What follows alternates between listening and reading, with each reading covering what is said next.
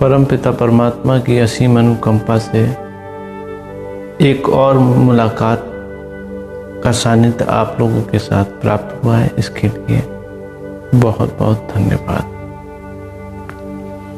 जीवन में सुख, शांति, धन, लोकप्रियता ये सभी चाहते हैं, लेकिन चाहने मात्र से अगर ये सब मिल पाता या हो सकता तो आज ये दुनिया स्वर्ग होती। हर व्यक्ति धनी होता, सुखी होता और शांत होता। पूरा जीवन हमारा निकल जाता है इसके प्रयास में, इन चीजों को हासिल करने में, प्राप्त करने में। लेकिन शायद ही ये सारी चीजें किसी को एक साथ मिल पाती हैं। अगर मैं कहूं कि असंभव है किसी को मिली हो आज तक ये सब एक साथ, किसी के पास धन है तो शांति नहीं, किसी के पास शांति है तो धन नहीं, किसी के पास स्वास्थ्य है तो धन और शांति नहीं, किसी न किसी चीज का अभाव है। लेकिन एक तरीका है जिसके द्वारा ये सारी चीजें एक साथ पाई जा सकती हैं।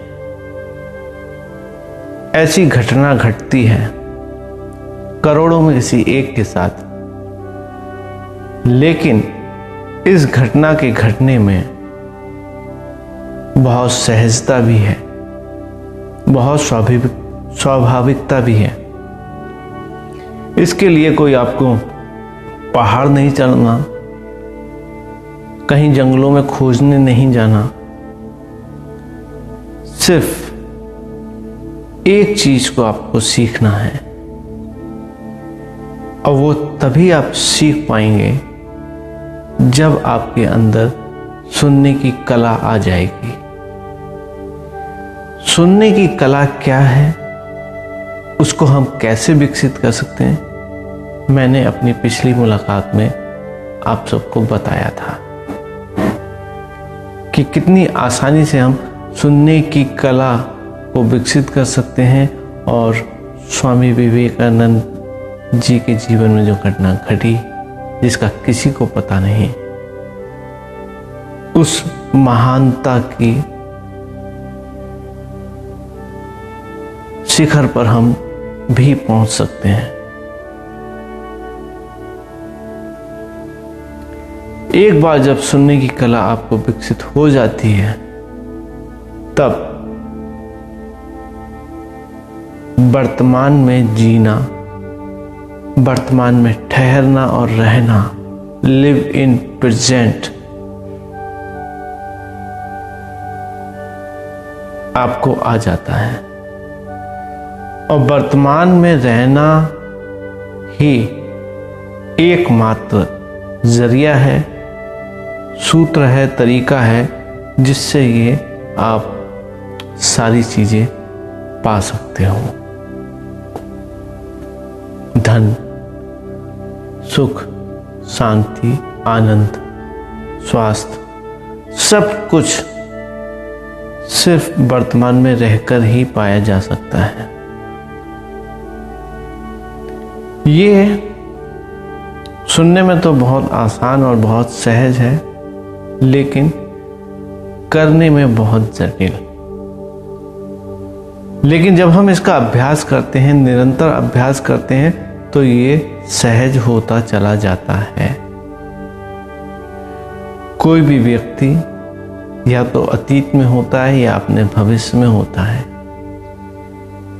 फिजिकल तौर पर नहीं, लेकिन मानसिक तौर पर वो होता है। उदाहरण के तौर पर अभी अपने आप को ले लीजिए। कुछ लोग आपको इनमें से ऐसे होंगे जो मुझे सुनते वक्त अपने सुनने की कला से सुन रहे हैं,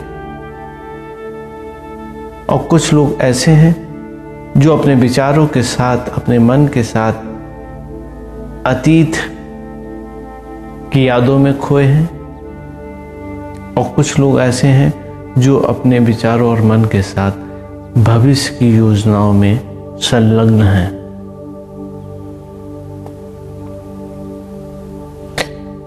इसका उदाहरण आप पर्सनली अपने आप को देखिए। जब आप भोजन करते हैं तब आपका शरीर भोजन की मेज पर, डाइनिंग टेबल पर होता है, लेकिन आपका मन पूरे संसार में विचरण कर रहा होता है। अगर आप एक दुकानदार हैं, एक व्यापारी हैं, बिजनेसमैन हैं, तो आपका मन दुकान में होता है। अगर आप एक जॉब में हैं, एक नौकरी में हैं, तो आपका मन ऑफिस में होता है। और मजे की बात यह है कि जब आप बाजार में होते हैं, दुकान पर होते हैं या अपने ऑफिस में होते हैं, तो वहाँ भी आप शारीरिक तौर पर होते हैं, लेकिन मानसिक तौर पर वहाँ पर नहीं होते हैं। तब आपका मन कहीं और विचरण कर रहा होता है, कहीं और घूम रहा होता है। फिर चाहे वो सिनेमा घर में हो, फिर चाहे वो खाने की मेज पर हो, फिर वो आपके परिवार, बच्चों या कहीं और। यहीं पर एक चूक होती है हमसे कि हम वर्तमान में नहीं रह पाते। वर्तमान में कैसे रहा जाए, क्या उसका अभ्यास है, किस तरह से ये सहजता से, आसानी से, बहुत इजी वे में हम हासिल कर सकते हैं। अगली मुलाकात में मैं विस्तार से, डिटेल में इस पर बात करूंगा। मेरी इन बातों को इतने प्यार से और ध्यान से सुनने के लिए आपका बहुत बहुत धन्यवाद।